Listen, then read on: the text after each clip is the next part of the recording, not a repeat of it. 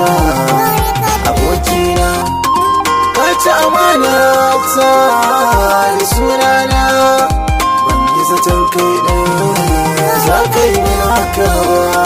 Ni ban ci amana ba, ka gane so in ya shiga zuciya babin da ba zai sa ba.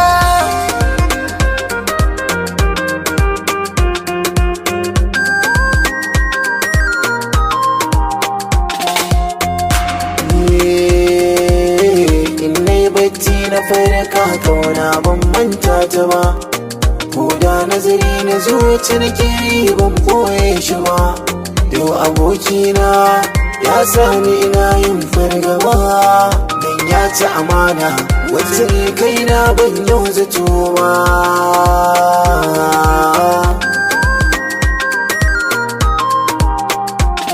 Ni ban ci amana ba, ita ce ta nuna tana sona, barbatu na zaman tare buri na ganta a ɗakina.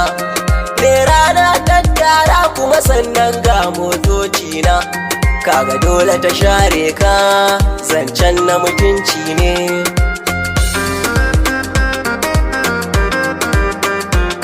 Kai to amma kai ka gana kan ba zan kyale ka ba, ga abin da ka yi min akan kaina ba zan bar ka ba.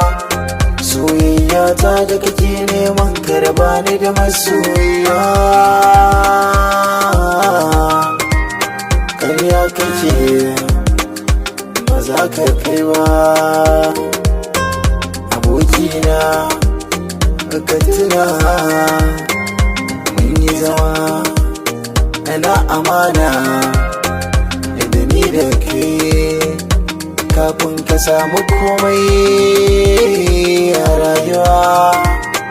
Ya za ka yi min haka a rayuwata, ka tuna na abokina.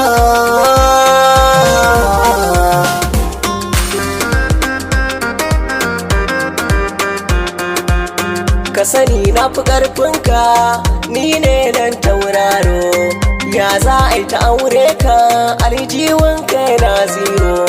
Ni ne zan bata madara ba ruwanta da cin goro, aure na tana ɗau alwashi, ita ce ɗaya zan ware rashi. Abokina ka bar kishi,